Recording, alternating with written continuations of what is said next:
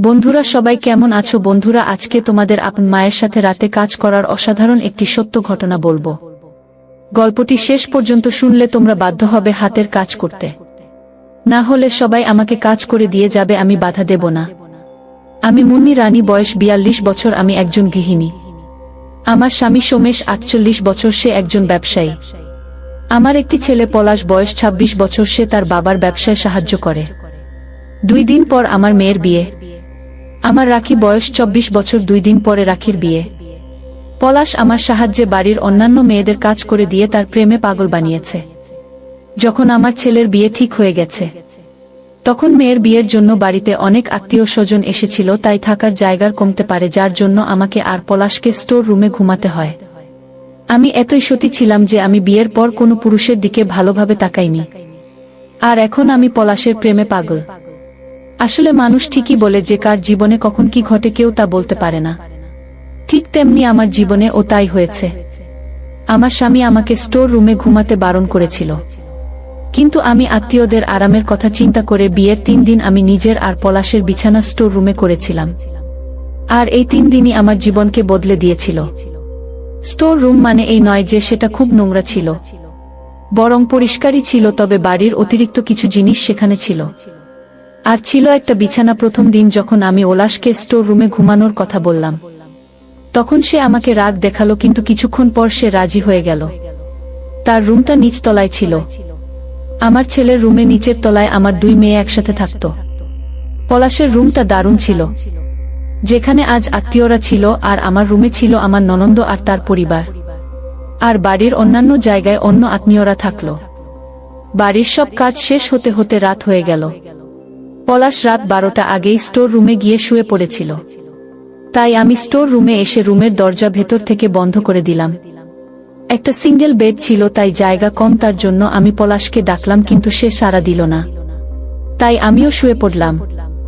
আমি এমন ভাবে শুইলাম যে পলাশের শরীরের সাথে আমার শরীর লেগে গেল, আর আমার মাথা ছিল তার বুকে। আমি লাইট অফ করে ঘুমানোর চেষ্টা করলাম। বিয়ে বাড়িতে অনেক কাজ ছিল তো, তাই আমি অনেক ক্লান্ত ছিলাম, আর এই জন্য আমি কখন ঘুমিয়ে পড়ি তা জানি না। কিন্তু হঠাৎ ব্যথায় আমার ঘুম ভেঙে গেল, আর আমার মুখ থেকে চিৎকার বেরোবে ঠিক তখনই কেউ একজন আমার মুখ চেপে ধরল। তাই আমার মুখ থেকে আর চিৎকার বেরোলো না। তাই আমি তার হাত থেকে বাঁচার জন্য ছটফট করছিলাম, তাকে ঠেলে দেওয়ার চেষ্টা করছিলাম, কিন্তু কিছুই করতে পারছিলাম না, কারণ আমার উপরে যে ছিল সে অনেক শক্তিশালী ছিল। ঠিক তখনই পলাশ বলে উঠল, মা হয়ে গেছে, মা পুরোটাই নেমেছে। আমি আরো বেশি ছটফট করতে লাগলাম, কারণ আমার নিজের ছেলে আমাকে কাজ করে দিচ্ছে। তার মধ্যে কোনো ভয় ছিল যে এটা একটা বিয়ের বাড়ি।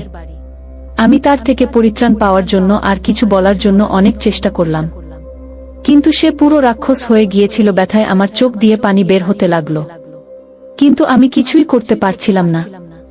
এখন আমারও ব্যথা কমে গিয়েছিল, তাই আমি পলাশকে ইশারায় মুখ থেকে হাত সরাতে বললাম। তখন সে বলল, আমি হাত সরানোর পর যদি তুমি চিৎকার করো তবে তোমার ইজ্জত যাবে।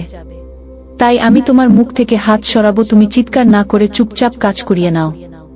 মুখ থেকে হাত সরাতেই প্রথমে আমি জোরে জোরে নিঃশ্বাস নিলাম। তারপর তাকে আমার উপর থেকে সরানোর চেষ্টা করতে করতে ধীরে ধীরে বললাম, পলাশ ছাড় আমাকে, আমি তোর মা। এসব বলতে বলতে তাকে ছড়ানোর জন্য আমি তাকে ধাক্কা দিতে লাগলাম। এতে পলাশ রেগে গিয়ে আমার চুল ধরে বলল, যা হওয়ার তা হয়ে গেছে, একটু পর শুধু মজা আর মজা। এবারও সে আমার মুখ বন্ধ করে দিল। এতে আমি তার নিচে পানির মাছের মতো ছটফট করছি। এভাবে কিছুক্ষণ পর ক্লান্ত হয়ে সে শান্ত হলো। সে সময় আমি তাকে আমার থেকে আলাদা করার চেষ্টা করলাম, কিন্তু পারলাম না। ভিতরে ফেলতে নিষেধ করলাম, কিন্তু সে শুনল না। সে ছেড়ে দিল। তার সাথে সাথে আমিও আমার ছেড়ে দিলাম। কিছুক্ষণ আমার উপরে থাকলো আর জোরে জোরে নিঃশ্বাস নিতে লাগলো, আর আমি তার নিচে পড়ে থাকলাম। কিছুক্ষণ পর যখন পলাশ নিস্তেজ হয়ে গেল, তখন আমি তাকে আমার উপর থেকে ধাক্কা দিয়ে সরিয়ে দিয়ে বিছানা থেকে উঠতে লাগলাম, কিন্তু এতই ব্যথা হচ্ছিল যে আমি আর উঠতে পারলাম না। তাই আমি বিছানায় শুয়ে কাঁদতে লাগলাম। তখন চুপ করে থাকলো। আমি নিজেই জানি না যে আমি কতক্ষণ ব্যথায় কেঁদেছি। আমি অনেক কষ্ট করে উঠে স্টোর রুমের বাইরে বের হয়ে বাথরুমে যাই। ঠিক তখনই পলাশ বাথরুমের বাইরে থেকে আমাকে ডাকতে লাগলো, তাড়াতাড়ি বের হও, আমি প্রস্রাব করব। তার কথা শোনা মাত্র আমার মনে হচ্ছিল যে বাইরে বের হয়ে তার গালে থাপ্পড় দেই, কিন্তু বাড়িতে আত্মীয় থাকায় চুপ থেকে বাথরুমের দরজা খুলে বাইরে বের হয়ে তার দিকে রাগান্বিত হয়ে তাকালাম। আমার দিকে তাকিয়ে মাথা নিচু করে বাথরুমে ঢুকে গেল। আমি তখন বাইরে দাঁড়িয়ে ভাবতে লাগলাম যে এখন আমি কোথায় যাব, নিজের ঘরে না মেয়েদের ঘরে। কিন্তু কোথাও জায়গা না থাকায় আমি আবার স্টোর রুমে এসে শুয়ে পড়লাম। কিছুক্ষণ পর পলাশ স্টোর রুমে এসে দরজা বন্ধ করে আমার পাশে শুয়ে পড়ল। সে আমাকে কাছে টেনে ধরল, এতে আমি রাগে তার গালে একটা থাপ্পড় দিলাম আর বললাম, কুত্তা হারামজাদা, তোর লজ্জা করল না? আমার কথা শুনে কাঁদতে লাগলো আর বলল, মা আমার ভুল হয়ে গেছে মা, জানি না কি হয়েছিল আমার মধ্যে যে নিজেকে কন্ট্রোল করতে পারিনি, তাই হয়ে গেছে, দয়া করে বাবাকে কিছু বলো না। এসব বলে সে কাঁদতে কাঁদতে বিছানা থেকে নেমে মেঝেতে শুয়ে পড়ল। তার এই অবস্থা দেখে আমি তাকে আর কিছু বললাম না, বরং চুপচাপ চোখে পানি নিয়ে ঘুমানোর চেষ্টা করলাম আর ভাবতে লাগলাম যে কি থেকে কি হয়ে গেল, আর না জানি আগে আরো কি কি হবে। এসব ভাবতে ভাবতে কখন ঘুমিয়ে গেছি তা জানি না। আমার ঘুম ভেঙে গেল যখন আমি বুঝতে পারলাম যে কেউ আমার উপরে আছে। আমি আমার চোখ খুললাম, আমি আমার উপরে পলাশকে কে দেখতে পেলাম। কেবল কাজ শুরু করবে ঠিক তখনই আমি তাকে জোরে ধাক্কা দিলাম, কিন্তু সে শক্ত করে ধরেছিল। আমি আবার পরাস্ত হলাম, আবার আমার মুখ বন্ধ করে দিল। এখন স্টোর রুমে কিছুটা আলো ছিল, কারণ বাইরে হল রুমে লাইট জ্বালানো ছিল, তাই আমরা একে অপরকে দেখতে পাচ্ছিলাম। বেশি চিৎকার করো না, বাইরে আত্মীয় স্বজনেরা সব উঠে যাবে, তখন সবাই জানতে পারবে। আমার চোখ দিয়ে পানি পড়তে লাগল, কিন্তু পলাশ তবুও থামল না। আমি ছটফট করতে লাগলাম, তবে সে আমার মুখ থেকে হাত সরিয়ে নিল, কিন্তু আমি চিৎকার করতে পারলাম না, কারণ বাসাভর্তি মেহমান, তাই তাকে নিচু সুরে বললাম, কেন এমন করছিস? পলাশ, আমাকে ছেড়ে দে, আমি যে তোর মা। এসব বলতে বলতে আমি তাকে সরাতে লাগলাম, কিন্তু সে আমাকে শক্ত করে ধরে রাখল আর বলল, আরেকটু মা। আমার চোখ দিয়ে পানি পড়তে লাগল। ঠিক তখনই বাইরে থেকে আমার মেয়ে আমাকে ডাকতে লাগল, অনেক বেলা হয়ে গেছে, ঘুম থেকে উঠো মা। এতে আমি তাড়াতাড়ি চোখ খুলে পলাশের দিকে তাকালাম। সে আমাকে চুপ করে থাকার ইশারা করল। তখন আমি তাকে বললাম, পলাশ, ছেড়ে দে আমায়, বাইরে সবাই আছে, বা আমি তোর মা। এ কথা বলে আমি যখন আবার উঠতে চেষ্টা করি, তখন পলাশ আবার আমাকে বাধা দিল। মা, আমার আসছে বলে হাঁফাতে লাগলো। তখন আমি তাকে বললাম, বাইরে ফেল, কিন্তু কথা না শুনে সে ভিতর ফেলল। আবার রাখি আমাকে ডাকতে লাগলো, তাই আমি পলাশকে আমার উপর থেকে ধাক্কা দিয়ে সরিয়ে দিলাম। অনেক কষ্ট করে স্টোর রুম থেকে বাইরে বের হলাম। আমাকে এলোমেলো দেখে রাখি আমায় জিজ্ঞেস করল, কি হয়েছে মা? আমি বললাম, কিছু না, কাজ করতে করতে একটু ক্লান্ত হয়ে গেছি। ভাবতে লাগলাম যে সব বলে দেব। মাঝে মাঝে আমি সমীরের কাছে গেলে ও তাকে কিছুই বলতে পারলাম না, কারণ বিয়ের বাড়ি তো না জানি কি না কি হয়ে যায়, তাই বিয়ের পর স্বামীর সাথে এ নিয়ে কথা বলবো বলে ভাবলাম আর বাড়ির কাজে লেগে পড়লাম। একদিন পর আমার মেয়ের বিয়ে, তাই আরো আত্মীয় স্বজন বাসায় আসতে লাগলো, ফলে বাড়িতে থাকার জায়গা আরো কমে গেল। কিন্তু আমি আজ পলাশের সাথে থাকবো না বলে ভেবে নিয়েছি। দিনের বেলা পলাশের মুখোমুখি হলেই আমার দুজনই মুখ ঘুরিয়ে নিচ্ছিলাম, আর রাতে যখন ঘুমানোর সময় এলো তখন আমার ঘুমানোর জায়গা ছিল না। তখন পলাশ আমাকে স্টোর রুমে ঘুমাতে বলল। এটা শুনে আমি তার দিকে তাকাতেই সে গত রাতের জন্য আমার কাছে ক্ষমা চেয়ে বলল, আর হবে না। এ কথা বলে কাঁদতে লাগলো। তার চোখে পানি দেখে আমি তাকে বিশ্বাস করলাম আর তার সাথে স্টোর রুমে ঘুমাতে আসলাম। রুমে এসে আমরা শুয়ে পড়লাম। আমরা একে অপরের সাথে কথা বলছিলাম না, আর না চাইতেও বারবার আমার সকালের কথা মনে পড়ছিল।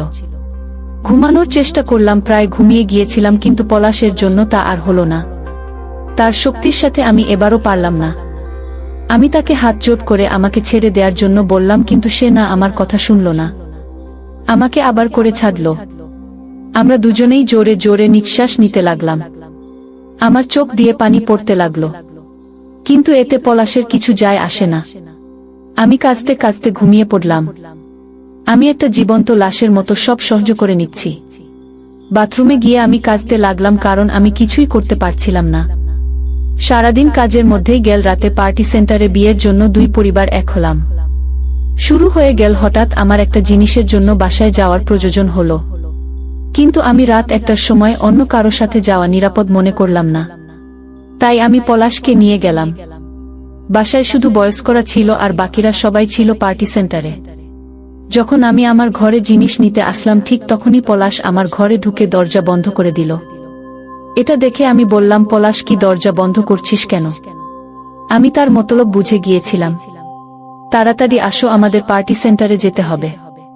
আমি ঘর থেকে বেরিয়ে যেতে লাগলাম ঠিক তখনই পলাশ তার মোবাইল বের করে আমাকে একটা ভিডিও দেখাতে লাগলো, যেখানে সে আমাকে কাজ করে দিচ্ছে। এটা দেখে আমি খুব ভয় পেয়ে গেলাম। তখন সে আমাকে বলল, উপরে আসো, না হলে এই ভিডিওটা আমি বাবাকে পাঠিয়ে দেব। তার এ কথা শুনে আমার ভয় আরো বেড়ে গেল। সে আবার বলল, তাড়াতাড়ি আসো মা, আমাদের আবার যেতে হবে। তার কথা শুনে আমি কাঁদতে লাগলাম আর বললাম, আমি তোর মা হই। পলাশ বললাম, না, এটা কোনো সম্পর্ক বোঝে না। দেরি না করে তাড়াতাড়ি আসো, না হলে আমি এখনই বাবাকে এই ভিডিওটা পাঠিয়ে দিচ্ছি। আমি তার কথা শুনে আস্তে আস্তে তার পাশে বসলাম। সে উপরে বসতে বলল। আমার চোখ দিয়ে তখন পানি বের হতে লাগলো, কিন্তু আমার কিছু করার ছিল না। তখন পলাশ বলল, তুমি একটু একটু নাচো। তার একটা শুনে আমি তার গালে একটা জোরে থাপ্পড় দিলাম। তখন সে হাসতে হাসতে বলল, যত দেরি করবে ততই আমাদের যেতে দেরি হবে। আমি আবার বললাম, কিছু তো লজ্জা থাকার দরকার তোর। আমি তোর মা, আজ তোর বোনের বিয়ে। সে আমার কোনো কথাই শুনল না। তুমি যে কত সুন্দর তা তুমি নিজেই জানো না। তোমার এই সৌন্দর্যের জন্য আমি বাধ্য হয়েছি। আমি জানি তুমি আমার মা, আর আমি তোমার সম্মতিতে এসব হবে না। দুঃখিত মা, তুমি আসলেই অনেক সুন্দরী। তার মুখে এসব কথা শুনে আমি খুব খুশি হলাম। পলাশের মুখ থেকে মা ডাক শুনে আমার মনে হলো আমি এসব কি করছি, তাই আমি তাড়াতাড়ি সব কাপড় ঠিকঠাক করলাম। তারপর জিনিসপত্র নিয়ে ঘর থেকে বের হলাম। কিছুক্ষণ পর প্রতাপ ঘর থেকে বের হয়ে আসলো। আমরা একে অপরের সাথে কোনো কথা না বলে সোজা পার্টি সেন্টারে চলে আসলাম।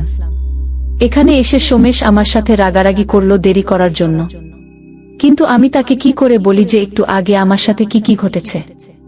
ঠিক তখনই আমার নজর পলাশ এর উপর গেল। সে আমাকে দেখে চোখ মারল, এতে আমার রাগ না হয়ে লজ্জা পেয়ে গেলাম।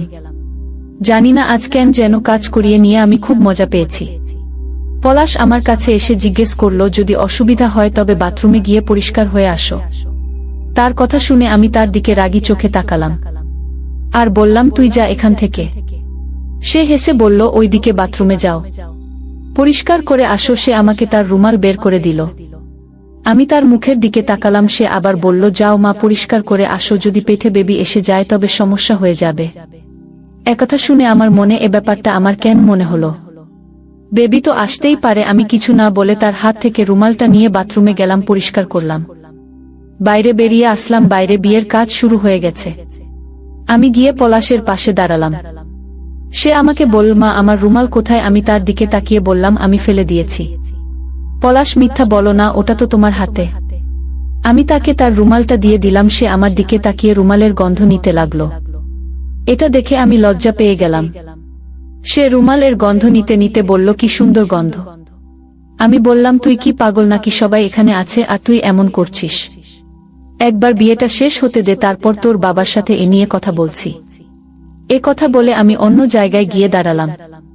সত্যি বলতে কি, পলাশের এসব পাগলামি আমার ভালো লাগছিল, কিন্তু আমি যে মাথায় কি করব বুঝতে পারছিলাম না। তারপর বিয়ের সব কাজ শেষ করে রাখিকে বিদায় দিয়ে আমরা বাসায় আসলাম।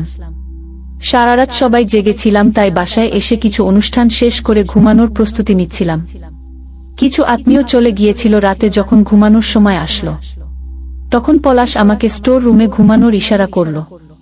আমি তাকে থাপ্পড় দিয়ে নিজের ঘরে এসে শুয়ে পড়লাম, কারণ এখন বাড়ি প্রায় ফাঁকা, তাই থাকার জায়গা অনেক। কিন্তু পলাশের সাহসের তারিফ করতে হবে, কারণ শোয়ার কিছুক্ষণ পর আমার মনে হলো কেউ আমার উপরে। আমি চোখ খুলে দেখি পাশে তার বাবা শুয়েছিল।